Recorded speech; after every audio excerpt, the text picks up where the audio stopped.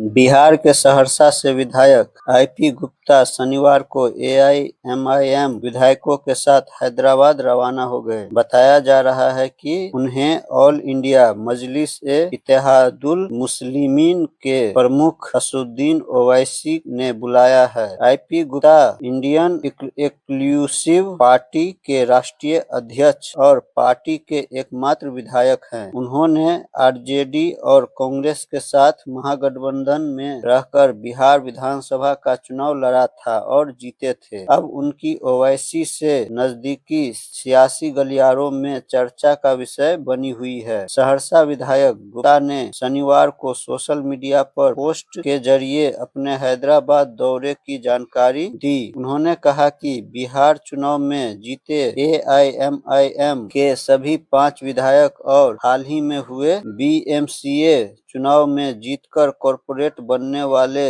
नेताओं को ओवैसी ने हैदराबाद बुलाया है। हैदराबाद सांसद उनका सम्मान करेंगे।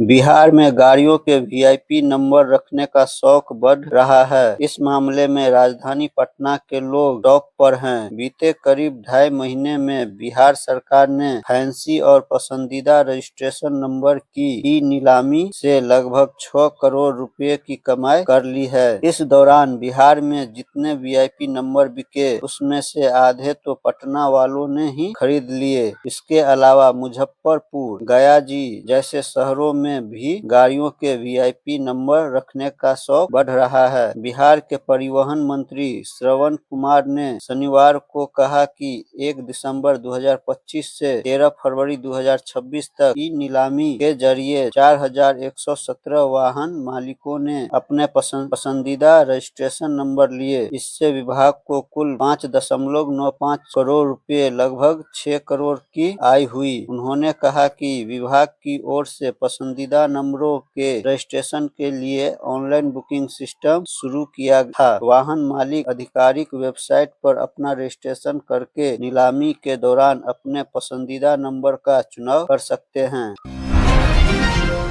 बिहार के पटना में खुले नाले में गिरने से शनिवार को 2 साल की मासूम बच्ची की जान चली गई। घटना फुलवारी शरीफ के रायचौक की है। बताया जा रहा है कि बच्ची खेलते खेलते नाले के पास चली गई और उसके खुले चैम्बर के अंदर गिर गई। हाल के दिनों में ऐसी कुछ घटनाएं दिल्ली और नोएडा जैसे शहरों से भी आ चुकी है, जहां खुले मैनहोल और गड्ढे में गिरकर लोगों की जानें चली गई। उनमें प्रशासनिक लापरवाही भी सामने आई थी। पटना के फुलवारी शरीफ में नाले में गिरकर जान गंवाने वाली 2 साल की मासूम का नाम खादीजा था। शनिवार को वह लापता हुई तो घर वालों ने उसकी खोजबीन शुरू की। आसपास के लोगों से पूछने के बाद भी कहीं बच्ची का पता नहीं चला तो इलाके की सीसी फुटेज खंगालने शुरू किए। जब नाले के पास स्थित एक मकान का सीसीटीवी फुटेज देखा तो बच्ची खुले चैम्बर में गिरती हुई नजर आई।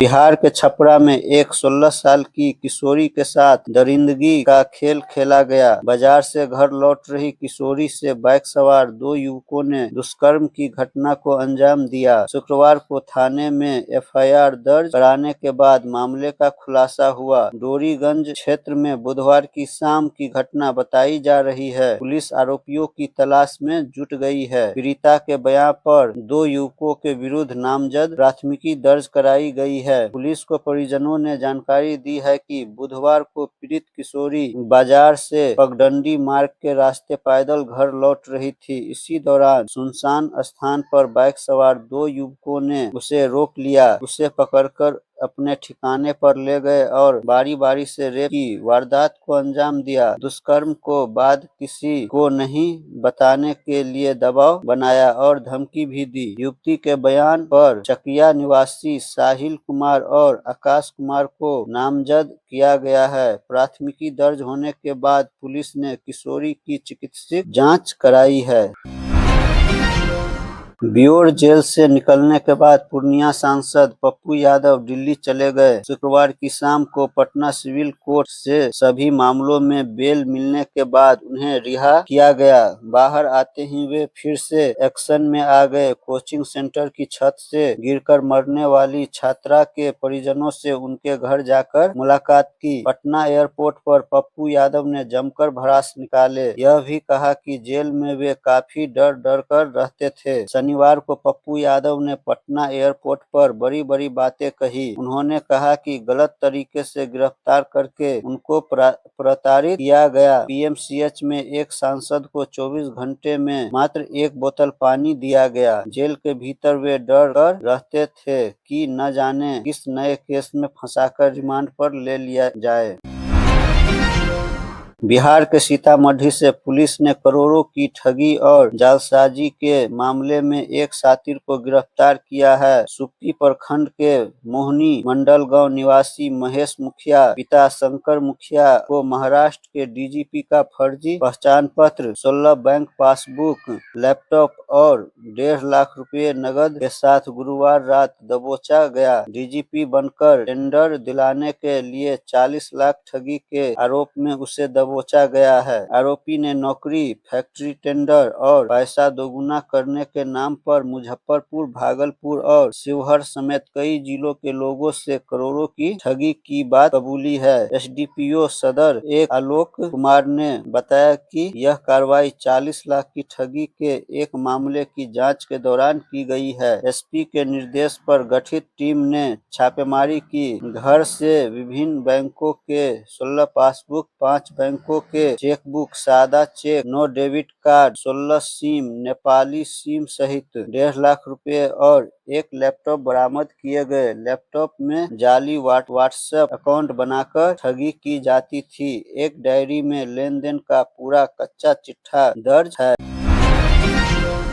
यातायात पुलिस ने शनिवार को 2 ऐसी बाइक और स्कूटी को जब्त किया जिन पर 48 बार जुर्माना किया गया है, लेकिन जुर्माने की राशि वाहन मालिक ने अब तक जमा नहीं की थी। दोनों वाहन शनिवार को बोरिंग रोड इलाके में सड़क किनारे खड़े पाए गए, जिसे यातायात पुलिस ने जब्त कर थाने ले गई। दोनों वाहनों का विशेष अभियान के दौरान कार्रवाई की गई। यातायात पुलिस शनिवार को अलग अलग इलाके में वाहनों की चेकिंग कर रही थी। बोरिंग रोड इलाके में 2 वाहन खड़े थे। जांच में पाया गया कि वाहन संख्या BR06CD 6887 पर 14 बार नो पार्किंग एरिया में वाहन खड़ा करने और हेलमेट नहीं लगाने पर जुर्माना किया गया है, लेकिन वाहन मालिक ने अब तक उसे जमा नहीं किया है। पुलिस इस बाइक को जब्त कर यातायात थाने ले गई। इसी प्रकार इस रूट पर खड़ी BR01EL 5118 स्कूटी की भी जांच की गई। पाया गया कि इस वाहन का 34 बार चालान कटा है। इस वाहन के बीमा के कागजात फेल और प्रदूषण प्रमाण पत्र भी नहीं है। इस पर 64 बार इस वाहन के बीमा के कागजात फेल और प्रदूषण प्रमाण पत्र भी नहीं है। इस पर 64,000 का जुर्माना किया गया है। इस वाहन को भी यातायात पुलिस ने जब्त कर लिया है। दोनों वाहनों के मालिकों को थाने में बुलाकर जुर्माने की राशि जमा करने को कहा गया है।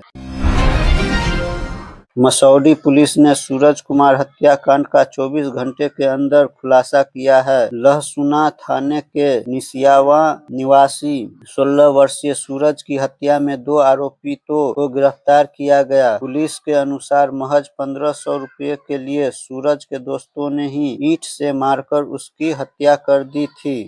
इसके बाद गांव के ही उच्च विद्यालय की 4 दीवारी के अंदर शव फेंककर ऊपर से नेवारी रखकर भाग गए। सिटी एसपी पूर्वी परिचय कुमार ने बताया कि मृतक के 2 दोस्तों ने साजिश के तहत बुधवार की रात पार्टी मनाने के लिए उसे घर से बुलाया था। पार्टी मनाने के बाद 1500 रुपये के विवाद पर तनातनी हो गई। इसमें ईंट से मारते ही सूरज की मौके पर मौत हो गई। बिहटा मनेर मुख्य मार्ग पर शुक्रवार को अज्ञात वाहन ने बाइक सवार 3 चचेरे भाइयों को कुचल दिया, जिसमें एक की मौत हो गई जबकि 2 गंभीर रूप से घायल हैं। घटना बिहटा थाना क्षेत्र के आनंदपुर होमगार्ड केंद्र के समीप की है। मृतक की पहचान मनेर थाना क्षेत्र के माधोपुर निवासी सत्या राय के पुत्र ब्रिजेश कुमार जो 25 वर्ष के रूप में हुई है। घायल में रंजित राय के पुत्र बिट्टू कुमार जो कि 22 वर्षीय है और अजय राय के पुत्र सचिन कुमार है। पुलिस के अनुसार ब्रिजेश कुमार, बिट्टू कुमार और सचिन कुमार बाइक पर सवार होकर मनेर से देवकुली मोड़ पर बाल कटवाने सैलून आए थे। बिहटा के आनंदपुर होमगार्ड केंद्र के समीप अज्ञात वाहन ने बाइक सवार तीनों चचेरे भाइयों को कुचल दिया, जिसमें ब्रिजेश कुमार की मौत हो गई। मरवा मटकोर पूजन के साथ ही शनिवार यानी आज से शिव पार्वती विवाहोत्सव शुरू हो जाएगा। रविवार की दोपहर शहर में शिव बारात निकाली जाएगी। गोला रोड स्थित राम भजन बाजार बारात घर में शिव बारात की झांकी की तैयारी जोर शोर से चल रही है। रविवार को यहीं से शिव बारात निकलेगी। इसके अलावा शहर के अन्य बड़े शिवालयों में भी शिव बारात निकालने की तैयारी चल रही है। शिव बारात के संयोजक पूर्व विधायक केदारनाथ प्रसाद ने बताया कि इस बार शोभा यात्रा में कई अद्भुत झांकियां शामिल की गई है। पहली बार शेर पर सवार मां दुर्गा का मनमोहक रूप दिखेगा। एसकेएमसीएच स्थित ब्लड बैंक में खून की कमी हो गई है। किट के अभाव में बीते 2 माह से ब्लड कंपोनेंट सेपरेटर मशीन बंद है। इसके चालू रहने से एक यूनिट खून में 4 तरह के मरीजों में खून की पूर्ति की जाती है। सबसे अधिक खून की खपत कैंसर और थैलेसीमिया मरीजों में हो रही है। कैंसर मरीजों को सबसे अधिक प्लेटलेट की जरूरत होती है। सेपरेटर मशीन से प्लेटलेट अलग करने में आसानी होती है। मेडिकल में शुक्रवार को स्टॉक में खून का खत्म होने की स्थिति बनी थी। अगर जिले में कोई बड़ी घटना होती है तो खून की समस्या हो सकती है। अधीक्षक प्रोफेसर डॉक्टर महेश प्रसाद ने बताया, किट के लिए लिखा गया है। लोगों और संस्थाओं से कैंप लगाकर खून डोनेट कराने की अपील की जा रही है। मुजफ्फरपुर वरीय संवाददाता इंडियन ऑयल को नगर आयुक्त ऋतुराज प्रताप सिंह ने एहतियात के साथ शहर में गैस पाइपलाइन का काम करने की हिदायत दी। दरअसल गैस पाइपलाइन के काम के लिए सड़क काटने के दौरान जलापूर्ति व्यवस्था को नुकसान को लेकर नगर आयुक्त ने IOCL के स्थानीय प्रबंधक को शुक्रवार को तलब किया था। निगम कार्यालय में हुई बैठक में प्रबंधक ने वार्ड 31 के अत्रदह में क्षतिग्रस्त हुए नगर निगम के सबसर्बिल पंप के बदले इंडियन ऑयल से नया पंप लगाने की बात कही। दरअसल गैस पाइपलाइन लगाने के क्रम में सड़क काटने के दौरान बीते साल भर में 32 जगह पर पाइप टूटे हैं। 4 महीने पहले अत्रदह में पंप धंस गया था। जानकारी देने के बावजूद इंडियन ऑयल ने कोई कदम नहीं उठाया गया था। इसको लेकर बीते 31 जनवरी को हुई निगम बोर्ड की बैठक में हंगामा हुआ था। बैठक में मौजूद IOCL के जेई नगर आयुक्त ने बैठक से निकाल दिया था।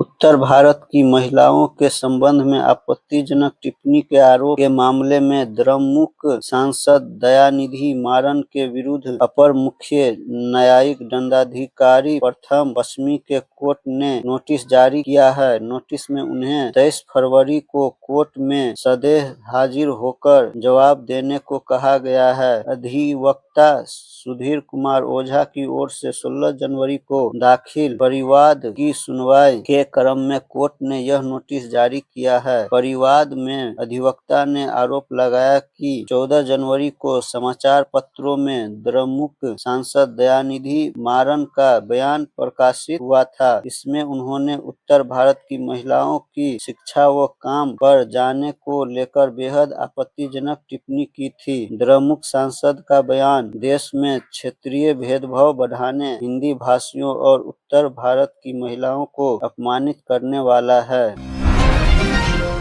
निज संवाददाता प्रखंड क्षेत्र के रामनगर महेश पंचायत स्थित खुटीरही टोला में विलक्षण शाह के दरवाजे पर नवनिर्मित सार्वजनिक शिव मंदिर परिसर में शिवलिंग स्थापना को लेकर शनिवार को अधिवास और वेदी पूजन कार्यक्रम किया गया। पूरे विधि विधान पूर्वक बेला सद्धि से आए आचार्य पंडित सुशील कुमार विधि विधान पूर्वक पंडित सुशील कुमार झा शास्त्री के नेतृत्व में राजेश्वरी से आए पंडित अनिल कुमार मिश्र व वाराणसी के पंडित अश्विनी उपाध्याय व पंडित हिमांशु शेखर झा ने अधिवास, जिसमें जलाधिवास, पुष्पा अधिवास, फल अधिवास, मिष्ठान अधिवास, घी अधिवास, अन्न अधिवास, वस्त्र अधिवास पूर्ण करवाया। इसके साथ ही विधि विधान से शिवालय परिसर में वेदी निर्माण, पूजन, ध्वज स्थापन व तुलसी स्थापन किया गया। मौके पर मुख्य यजमान शिवरतन शाह व दशरथ शाह दोनों सपत्नीक के साथ सहयोग ने विधिवत अधिवास व वेदी पूजन तथा ध्वज व तुलसी स्थापन कार्यक्रम में अपना योगदान दिया।